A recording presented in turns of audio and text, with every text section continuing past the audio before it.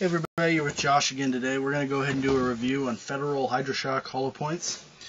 We're going to do a review specifically on the 230 grain, 835 feet per second version. There's apparently 160, 185, and there's also a couple of the loadings that are either plus P, and there's, I think 160 grain one is a low felt recoil or something ridiculous like that. But anyways, in a full-size 1911, these rounds are not at all overpowering. If you're shooting a little 3-incher or a Glock or something like that, maybe you need a low recoil version, I don't know. But anyways, these ones work perfectly in my 1911. But I have a polished feed ramp and chamber, so they work great in there. The shape of the bullet is good. It's much better than some hollow points. It's not just a big flat chunk of lead flying sideways through there. Nothing weird like that. It's nice, rounded all the way to the end. You know, it's kind of tapered. Got a nice hollow point, but it's not excessive and it shouldn't cause too many feed problems. This is the early 90s packaging, but they still had the nickel case back then. Let's see, we did a video where we shot it through some wood and some water jugs. I wasn't able to recover the bullet, sorry. I wanted to, because I know it would have been a very impressive expansion, but I couldn't find it. Went right through all three of the water jugs and the chunk of wood and kept on going. It did come out basically 3/4 of the way down on the back, of course, so probably the fourth water jug it would have stopped. Next time I'll bring 4. Anyways, so we already know the round worked for me. We know it expanded because I looked at the water jugs and the chunk of wood, and when it went through the chunk of wood it actually didn't slow it down or anything. The chunk of wood I used was a soft white birch.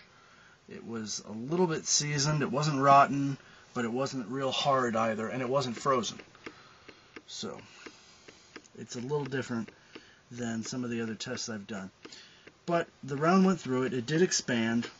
Unfortunately, we can't get you any numbers or any real impressive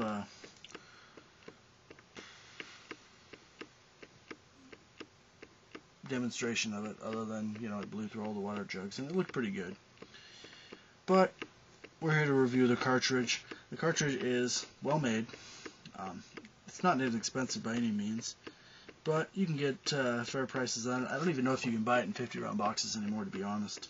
The only ones I found were 20s and 25s, and now they're in a red box. It says personal defense, and it has a plastic top, by the way. Don't go looking for this box. Unless you're at a gun show or a place that hasn't sold these things in 20 years or 10 years, you probably won't see that. But they're very good, high-quality ammunition. If you need a just devastating hollow point, this is pretty damn good. I would say this is ranked number 2 right after the Buffalo Bore 185 plus P rounds I have. And you should watch that video either before or after you watch the one with the Hydra Shok versus 3 gallons plus of water jugs. That round just destroyed the one water jug. I didn't have any others behind it, I don't think, but it did just demolish the first one. It was much more energy put into it. But I did fire this one into a chunk of wood, so possibly some of the energy went into the wood and didn't go into the water. Oddly enough, it knocked the piece of wood back towards the firer, which is kind of odd. I highly recommend this ammunition. I would recommend it any small to medium game. I mean, when we're talking small game, I don't mean rabbits, but you know, anything between basically 300 pounds and less. That's of course thin-skinned, big cats, stuff like that. You could use it on a small black bear, but I wouldn't recommend it. Black bear tend to be one of those animals that sometimes they die real easily, and sometimes they're just like grizzly bears, and you can shoot them several times, and you're going to wish they were dead with the first shot. So I don't recommend that. I would still go with a 44 Magnum or something like that on a black bear, but that's just me. I mean, there's people that go out there with a 9mm and kill black bear, but that's a bit foolhardy, to be realistic. If you want to take this out and do it, go ahead, but have somebody back you up. You know, you're much better off spending a little extra money and buying some Magnum pistol or shotgun or even a rifle than becoming the bowel movements of a black bear. So I highly recommend them. I would recommend them for medium game, like I said. I'm going to carry them out in the woods. The reason I really like them is these nickel jackets. I did it again, nickel cases. The case is going to just continue to resist any kind of oxidization, rust, scratches, anything like that. It's much, much tougher than the hard brass that they use in, well, brass cases, or brass. And it's about 1 billion times stronger and tougher than aluminum would be. I don't recommend those aluminum jackets for anything, or aluminum cases. Sorry. Aluminum jackets are fine, that you'll find on Winchester silver tips.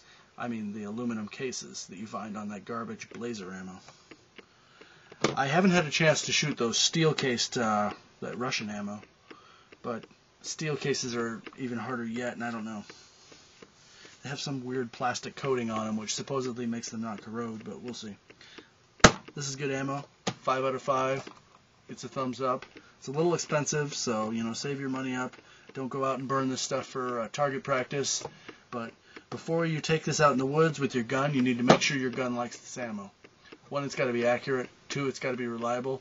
And 3, it's got to be deadly. And this stuff is deadly. Alright, everybody. Josh signing out.